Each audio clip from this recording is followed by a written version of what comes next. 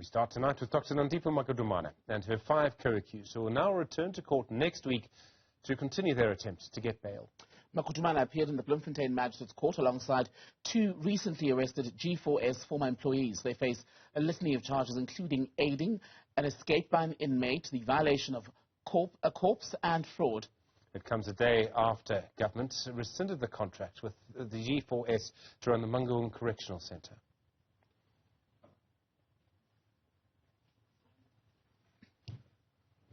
Let's get you more on that story now. Go live to our reporter Linda Mnisi, who's live in Bloemfontein and was in court this morning. Linda, let's talk about the charge sheet. We're hearing today that the murder charges could be withdrawn or have been withdrawn. What's going on?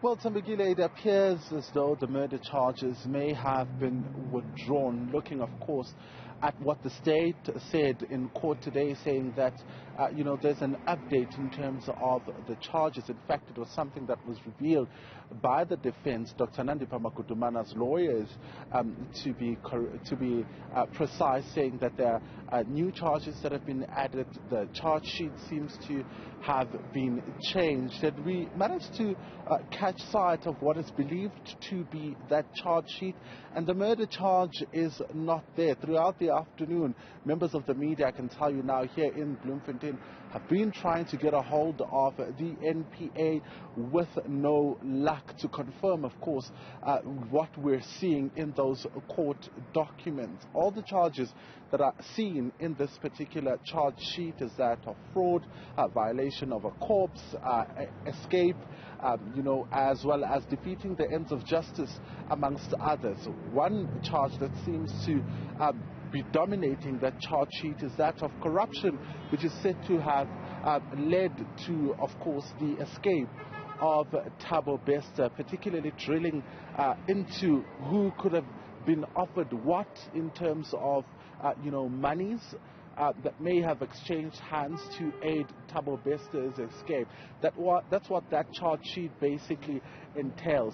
That murder charge, you'll remember, was charged against Sinuhe Matswara, who's accused number 1 in this matter. He was the only person that was facing the murder charge after the state withdrew the murder charge against Zolile Sekeleni. That is the father of Dr. Nandipha Magudumana. So at this point, what that charge sheet that we're yet to engage the NPA on does not detail a murder charge. This, of course, comes after, the discovery or the positive identification of Katleho Bereng's body, that it was indeed that body, his body, that was used to aid Thabo Bester's escape in South 35 at the Mangaung prison.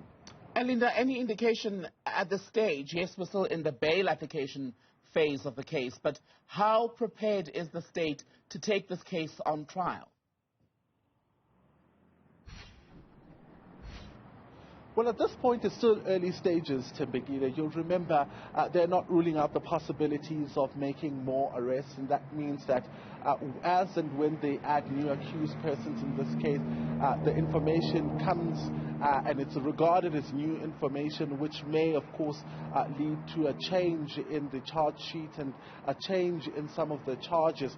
You'll remember in this case already we've seen something similar. Like I indicated earlier, the withdrawal of the murder charge against Zolile Sekeleni. There the state told us that after it reviewed all the facts that they'd received and the new information that they had received, it looked like Zolile Sekeleni wasn't linked in any murder that may have taken place in this particular case, thereby withdrawing that murder charge. So at this point it's still very early to speak about trial, because you're also looking at different stages, pre-trial proceedings, which will require the state, of course, to put together all the evidence that they've collected, hand it over to the defense counsels, who'd have to then look at their defense and what they're going to tell the court comes the trial. So all of those processes are yet to unfold, but also you'll remember that at this point we're looking at bail, which of course is one of the things that the state would want to get through before going to pre-trial proceedings. Of course, I'm saying this cognizant of the fact that at any point in the trial or during this case, an accused person may apply for bail. So there are quite a number of processes that are yet to unfold before this matter can go on trial. And looking at the charges, it's highly unlikely that this matter will be tried in the lower courts, the magistrate's court, that is. It's likely to go to a higher court with a judge presiding over this case. So if we're still in the lower courts, it's still very early stages. And Linda, let's talk about Nandipha Magudumana then, because outside of Thabo Bester, she's the other high-profile name in this case. Today, in court without a mask, and she was transported rather differently from the previous two occasions that we've seen her in court. Indeed, the expectation this morning when we arrived in court was that we would see the same convoy that used to transport Dr. Nandipha Magudumana. But you'll also remember that that convoy, got tongues wagging. Many people complaining about, how she's given special treatment when other prisoners or other accused persons will be brought into prison, squashed in one van. We see them a lot in court when they come to make their appearances. But in this case, what we saw were those, luxury vehicles bringing her to court, which really sparked a debate around what exactly, the state was doing here. But today, we saw her really getting out of a police van.